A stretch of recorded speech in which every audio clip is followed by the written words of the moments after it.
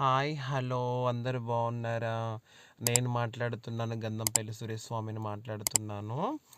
ఈరోజు మన ఛానల్‌లో సమ్మక్క సారక్క దేవస్థానం గంధంపల్లి గురించి మాట్లాడబోతున్నాను.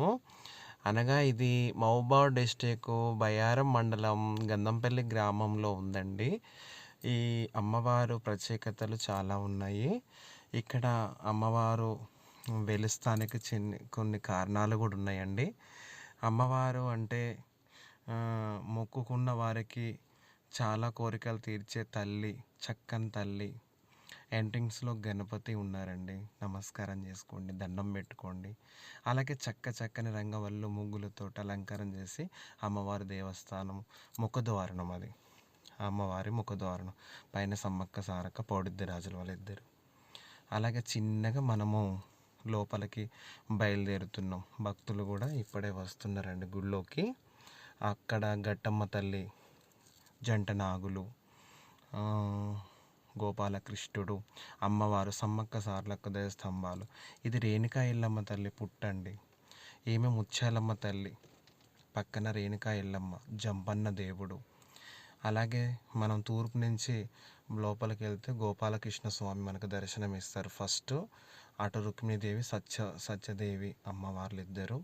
ఇక్కడ అలాగే సమ్మక్క తల్లి గద్దె మీద కూర్చున్నది. సారలమ్మ పక్కన ఉన్నది సారలమ్మ తల్లి. తర్వాత ఈరోజు ఆదివారం కదా, అమ్మవారి కాడికి భక్తులు వచ్చారు. స్వామి సురేష్ స్వామి వాళ్ళతో మాట్లాడుతూ ఉన్నారండి. అలాగే నందీశ్వరుడు అమ్మవారి ముందు, గర్భాలయం ముందు నందీశ్వరుడు ఉంటాడు. ఇంకా ఇక స్వామివారి లోపల అమ్మవారు, సమ్మక్క తల్లి అమ్మవారు. ఇక్కడ బంగారం జోకుతారండి. పక్కనే రాముల వారు. ఏమైనా శని పీడలు ఉన్నా అక్కడ పూజలు జరుగుతాయి.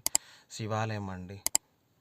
ముందుగా గణపతి, నందీశ్వరుడు, లోపల శివయ్య అనగా వేములవాడ రాజరాజేశ్వర స్వామి, పక్కన పార్వతీమాత. అలాగే శివుడు, శివపార్వతులు వాళ్ళకు కళ్యాణం జరుగుతుంది. ఇక్కడ సమ్మక్క సార్లమ్మ తల్లులు. మళ్ళీ మనం ఎంట్రన్స్కి గుడి ముందుకు వచ్చాము. స్వామి వాళ్ళతోటి మాట్లాడుతున్నారు భక్తులతోటి. లోపల గర్భగుడి అనగా అమ్మవారు సమ్మక్క సార్లమ్మ తల్లి, చిన్న దేవతలేమో సమ్మక్క పౌడి.